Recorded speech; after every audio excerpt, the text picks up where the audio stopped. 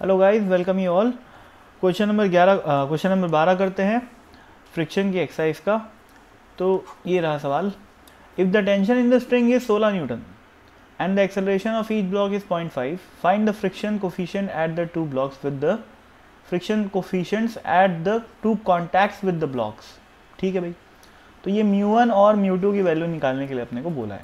ठीक है, अब 16 न्यूटन का फ्रिक्शन 16 न्यूटन का टेंशन है, इसका मतलब इस 4 kg वाले ब्लॉक पे 16 न्यूटन इस डायरेक्शन में लगेगा। ठीक है, और इस 2 kg वाले में ऐसे लगेगा 16 न्यूटन। ठीक है, 40 लगेगा नीचे, और इस पे mg लगाया मैं, है ना, 4 kg वाले पे mg लगाया, और उसका ये कंपोनेंट आ जाएगा कितना, 40 sin 30 यानी कि 20, और ये वाला कंपोनेंट कितना आ जाएगा 40 cos 30 यानी कि 20√3। अब ये कंपोनेंट अगर मैं तोड़ लिया तो मेन वेक्टर को मिटा सकता हूँ, इस 40 वाले को मिटा सकता हूँ, इसका कोई काम नहीं है अभी, है ना, कंपोनेंट ऑलरेडी तोड़ लिया मैं। अब देखो यार, ये कंपोनेंट 20 और 20√3 कैसे आया, ये आप लोग को आराम से न्यूटन्स लॉ ऑफ मोशन में अपन बहुत पढ़े हैं, है ना। तो फ्रिक्शन में यहाँ पर हर बार नहीं बताऊँगा कि एंगल 30 है देखो, और ये एंगल कितना हो जाएगा, मान लेते हैं ये थीटा है और ये 90 माइनस थीटा है, तो 40 मान लेते हैं यहाँ लग रहा है, तो 40 ये वाला कंपोनेंट हो जाएगा 40 sin 30। ऐसे हर बार नहीं बताएंगे अपन, है ना, क्योंकि अब हम थोड़े से बड़े हो चुके हैं। तो मैं एक्सपेक्ट करता हूँ आपसे कि आपको कंपोनेंट ब्रेक करना ऑलरेडी आता है।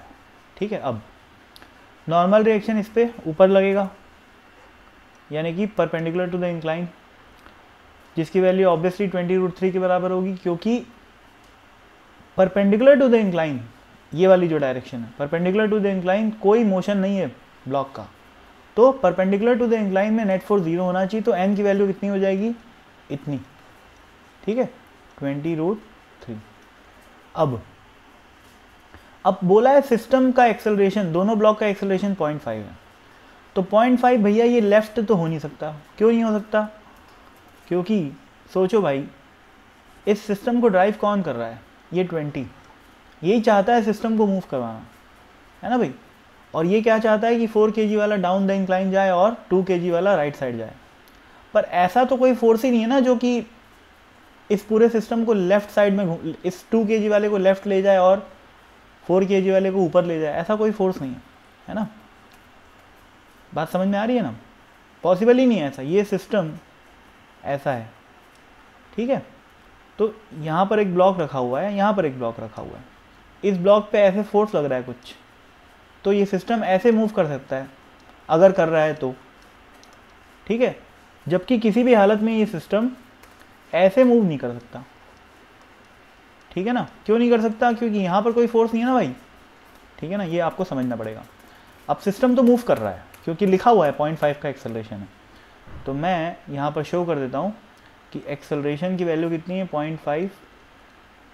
गोले के अंदर डाल दिया एक्सेलरेशन को ताकि वेलोसिटी फोर्स वगैरह से कंफ्यूजन मत हो। यहाँ पर भी लिख देते हैं 0.5।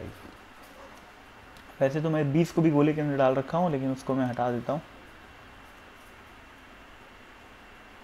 ठीक, तो ये 20 न्यूटन है ना, और ये 0.5 मीटर पर सेकेंड स्क्वायर, 0.5 मीटर पर सेकेंड स्क्वायर का एक्सेलरेशन। अब सोचो फ्रिक्शन कैसा लग रहा है, मैक्सिमम लग रहा होगा क्योंकि स्लाइडिंग हो रही है।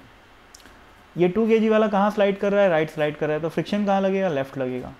वैल्यू कितनी, normal reaction into μ1। Normal reaction कितना है, साफ साफ है 20 दिख रहा होगा नॉर्मल रिएक्शन, क्योंकि इस पर mg लगेगा नीचे की तरफ जो कि 20 है, ऊपर की तरफ नॉर्मल लगेगा। नॉर्मल और mg बराबर होंगे क्योंकि y डायरेक्शन में कोई मोशन नहीं है, किसका, 2 kg वाले का। तो नॉर्मल रिएक्शन ले देगी, कितना आ गया, 20 आ गया। 20 इंटू μ1, ये है फ्रिक्शन की वैल्यू, किस पे, 2 kg वाले ब्लॉक पे। तो मैं 2 kg वाले ब्लॉक पे F net is equal to mass into acceleration लिखता हूँ। एफ नेट कितना हो जाएगा, 16 माइनस 20 μ1। ठीक है, मास कितना है 2, एक्सेलरेशन कितना है 0.5, ख़त्म हो गया सवाल, है ना। μ1 की वैल्यू कितनी आ गई भाई, 16 माइनस ये 1 हो जाएगा, तो 15/20 कितना आ गया भैया, ये 3/4 यानी कि 0.75। तो μ1 की वैल्यू तो 0.75 आ गई। μ2 की वैल्यू देखते हैं भाई। μ2 पे फ्रिक्शन कहाँ लगेगा, ये यहाँ पर लगेगा, ऐसे दिख रहा होगा आई होप आपको, है ना, अप द इंक्लाइन, उसकी वैल्यू भी मैक्सिमम होएगी। मैक्सिमम मतलब μ2 इंटू नॉर्मल रिएक्शन, ठीक है ना, 20√3। तो यहाँ पर जो f लग रहा है उसको मैं f ही लिख देता हूँ और लिखूंगा कि F net is equal to mass into acceleration. तो 20 minus F minus 16 is equal to mass into acceleration. ठीक दिख रहा है ना यार। अब मैं कौन से डायरेक्शन में लगाया हूँ, अलॉन्ग द इंक्लाइन वाली डायरेक्शन में लगाया हूँ, इस डायरेक्शन में, है ना। इस डायरेक्शन में एफ नेट कितना है, 20 minus F minus 16 is equal to mass into acceleration. ठीक, तो 20 माइनस 16 हो गया 4, तो 4 minus F is equal to 4 into 0.5 करोगे तो कितना आएगा भैया, 2 आएगा। तो एफ की वैल्यू कितनी हो गई, 2 हो गई। और एफ है क्या, एफ है μ2 इंटू नॉर्मल रिएक्शन, है ना भाई, मैक्सिमम लगेगा यहाँ पर भी। ठीक है, एफ काइनेटिक क्या होता है, म्यू इंटू एन होता है ना भाई, और यहाँ दोनों केस में काइनेटिक फ्रिक्शन लग रहा है। तो एफ की वैल्यू कितनी है भाई, μ2 into normal reaction. Normal reaction कितना है, 20√3। तो 20√3 इज इक्वल टू 2।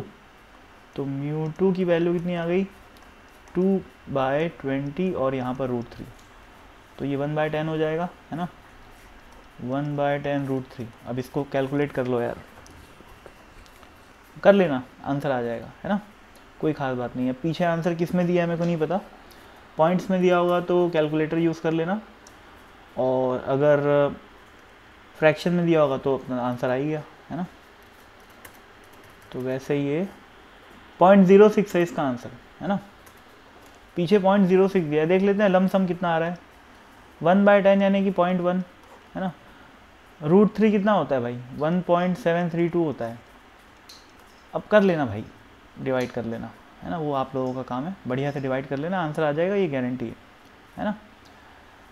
तो चलो ठीक है फिर, बाय।